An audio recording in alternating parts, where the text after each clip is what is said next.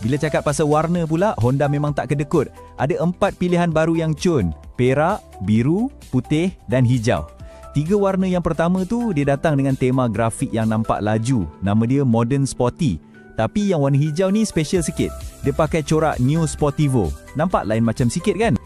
Okey, bila dah tengok rupa baru yang lawa ni, mesti dalam kepala dah fikir berapa harga dia pula. Betul tak? Adakah kena bayar lebih untuk gaya baru ni? Dan berita baik untuk semua, harganya tak berubah langsung. Masih lagi RM6,599, tak termasuk road tax dan insurans. Jadi anda dapat motor yang nampak lagi fresh, tapi harga sama macam dulu. Memang untung kan?